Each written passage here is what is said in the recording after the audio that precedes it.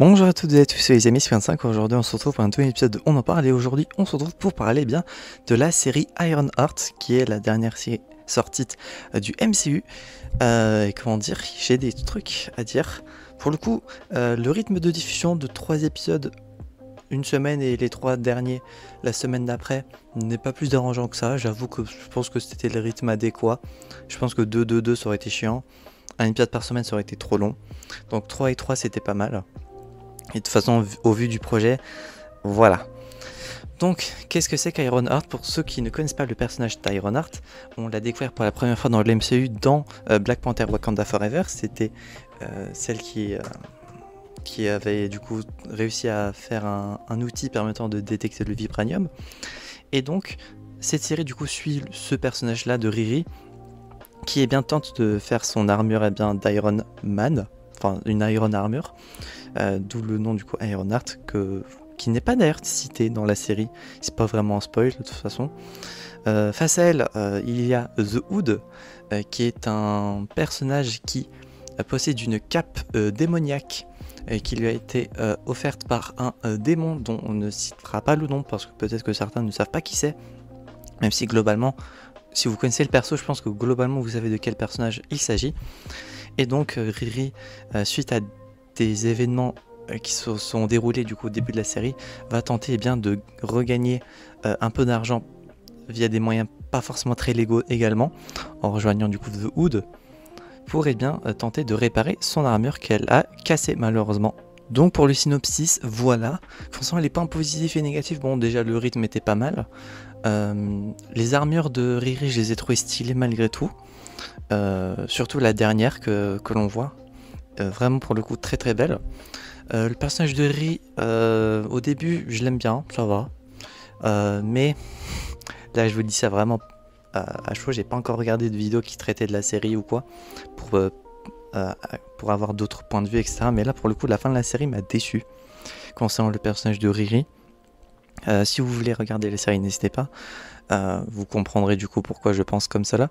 Je pense que pas que le perso dans les comics aurait fait une chose de la sorte.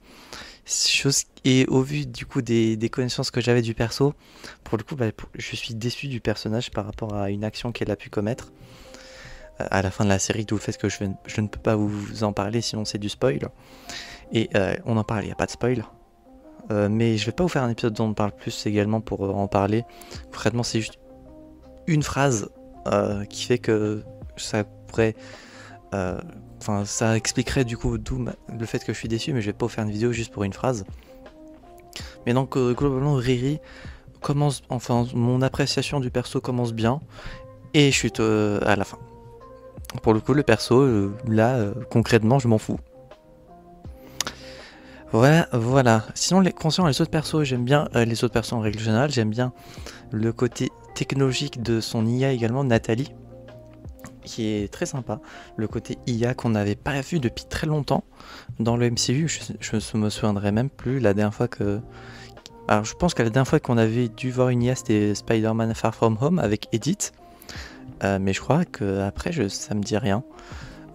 Donc et Far From Home c'était en 2019 si je me trompe pas, donc oui c'était quand même il y a très longtemps, il y a 6 ans n'empêche.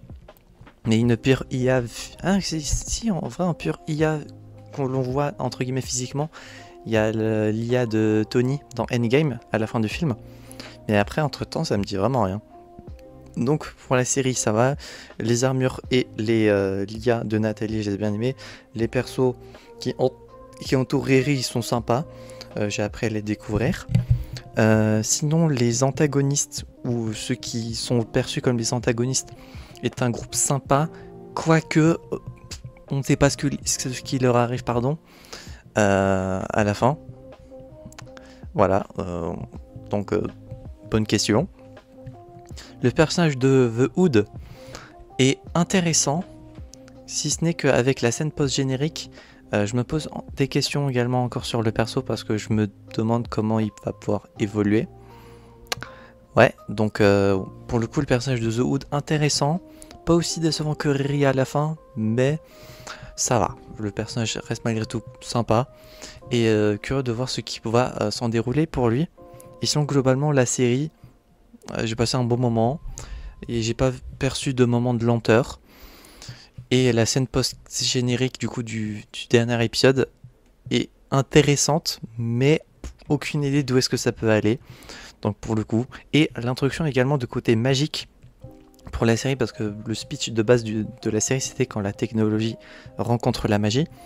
J'ai bien aimé, le côté magique de la série était intéressant également. Le personnage du coup, un personnage dont je ne peux pas encore parler, qui est dans la série vers la fin, il est intéressant, mais sans plus. Pour le coup, vraiment sans plus. Je l'ai apprécié parce que j'ai pas grand chose à dire sur lui, mais après, voilà, hein. Ça aurait été quelqu'un d'autre pour le coup, je pense pas que ça aurait changé grand chose. Donc voilà, concernant mes points négatifs et positifs que j'ai trouvé concernant la série. Concernant la note, pour le coup, c'est vraiment une série sympa, mais dispensable sur pas mal de points. Surtout la fin qui m'a vraiment déçu pour le coup.